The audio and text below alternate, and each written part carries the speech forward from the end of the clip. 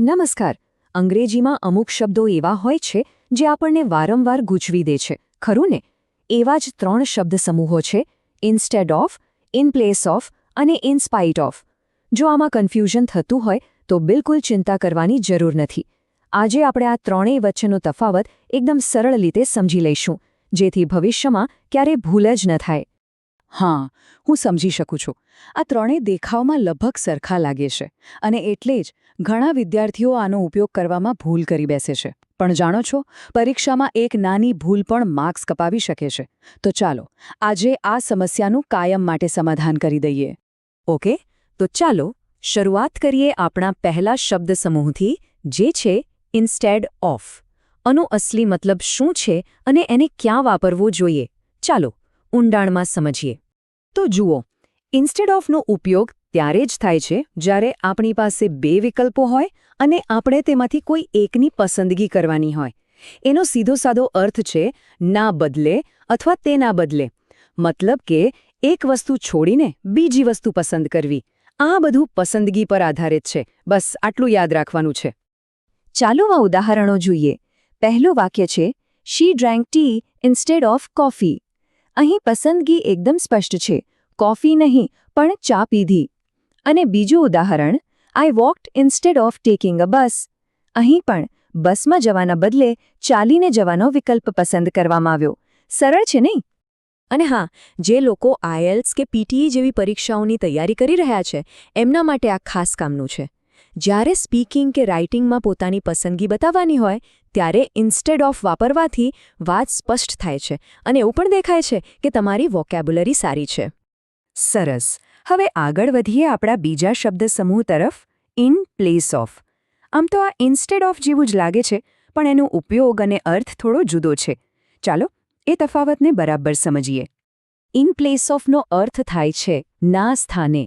અત્યારે વપરાય છે જ્યારે કોઈ એક વ્યક્તિ કે વસ્તુ બીજી વ્યક્તિ કે વસ્તુનું સ્થાન લઈ લે. આ એક પ્રકારની બદલી અથવા તો અવેજી છે. અને હા, તે ઇન્સ્ટેડ ઓફ કરતાં વધુ ફોર્મલ એટલે કે ઔપચારિક છે. દાખલા તરીકે, he attended the meeting in place of his manager. મતલબ કે એ વ્યક્તિ એના મેનેજરની જગ્યાએ એમના સ્થાને મીટિંગમાં ગયો. બીજું વાક્ય, the robot works in place of humans. એટલે કે રોબોટ માણસોનું સ્થાન લઈને કામ કરે છે. અહીં પસંદગી નથી, પણ સ્થાન લેવાની વાત છે. અને પરીક્ષા માટે એક ખાસ ટિપ: જ્યારે પણ કોઈ ફોર્મલ લખાણ જેમ કે નિબંધ કે રિપોર્ટ લખી રહ્યા હો, ત્યારે ઇન પ્લેસ ઓફનો ઉપયોગ કરજો. એનાથી લખાણ વધુ પ્રોફેશનલ લાગશે અને સ્કોર પણ ચોક્કસ સુધરશે. અને હવે આપણે આવી ગયા છીએ આપણા છેલ્લા અને સૌથી અલગ શબ્દ સમૂહ પર, ઇન સ્પાઇટ ઓફ. આનો અર્થ પહેલાના 2 કરતાં બિલકુલ અલગ છે. આનો ઉપયોગ વિરોધાભાસ બતાવવા માટે થાય છે. ઇન સ્પાઇટ ઓફનો મતલબ છે છતાં પણ અથવા હોવા છતાં. એનો ઉપયોગ ત્યારે થાય છે જ્યારે કોઈ મુશ્કેલી કે અવરોધ હોય, પણ એના છતાં કોઈ કામ થાય છે. એટલે કે એક અણધાર્યું પરિણામ જોવા મળે છે. ચાલો ઉદાહરણથી સમજે. In spite of the rain, the game continued. અહીં અવરોધ શું હતો? વરસાદ. પણ શું થયું? રમત તો ચાલુ જ રહી. બીજું ઉદાહરણ, she went out in spite of feeling sick. તે બીમાર હતી, તેમ છતાં તે બહાર ગઈ. જોયું? આ જ તો વિરોધાભાસ છે. અને અહીં એક જોરદાર પરીક્ષા ટીપ છે. In spite of A band 7+ લેવલનો શબ્દ માનવામાં આવે છે. વિરોધાભાસ બતાવવા માટે તેનો ઉપયોગ કરવાથી જવાબ અલગ તરી આવે છે અને સ્કોર વધવાની પૂરી શક્યતા છે. સારું, તો આપણે નિયમો તો બધા જ સમજી લીધા. હવે એ જોઈએ કે રોજબરોજની વાતચીતમાં આનો ઉપયોગ કેવી રીતે કરી શકાય, જેથી આપણું અંગ્રેજી વધુ નેચરલ લાગે. જો રોજિંદા વાતચીતમાં આ રીતે બોલી શકાય: I chose tea instead of coffee. અથવા he came in place of his brother. અને I worked in spite of being tired.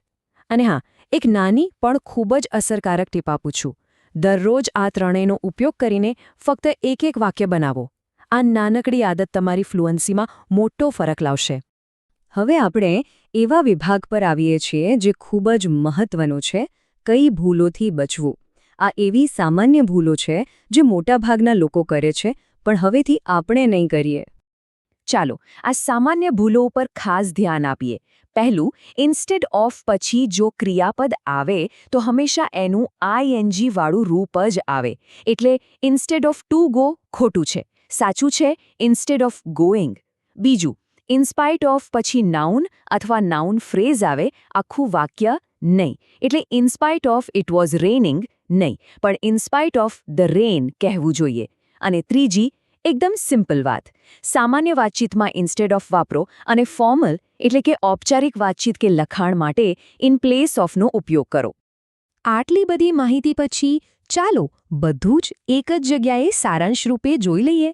આ સ્લાઇડ તમને બધું જ સરળતાથી યાદ રાખવામાં મદદ કરશે. જો આ ટેબલ કેટલી સરસ રીતે મુખ્ય તફાવત બતાવે છે.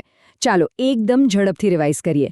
ઇન્સ્ટેડ ઓફ એટલે પસંદગી, ઇન પ્લેસ ઓફ એટલે કોઈના સ્થાને, ખાસ કરીને ફોર્મલ રીતે, અને ઇન સ્પાઇટ ઓફ એટલે વિરોધાભાસ. બસ આ 3 શબ્દો જ યાદ રાખવાના છે: પસંદગી, સ્થાન અને વિરોધાભાસ. તો હવે આ ત્રણેય શબ્દ સમૂહો વચ્ચેનો ભેદ એકદમ સ્પષ્ટ થઈ ગયો છે. હવે વારો છે પ્રેક્ટિસનો. ચાલો અહીં 5 ઉદાહરણો છે, એને પૂરા કરવાનો પ્રયત્ન કરજો.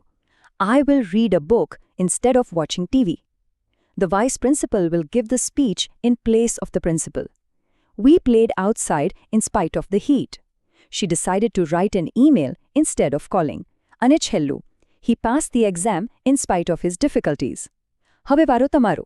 આ જ્ઞાનનો ઉપયોગ કરીને આજે કયું નવું વાક્ય બનાવશો? પ્રેક્ટિસ કરતા રહો અને અંગ્રેજીમાં આગળ વધતા રહો.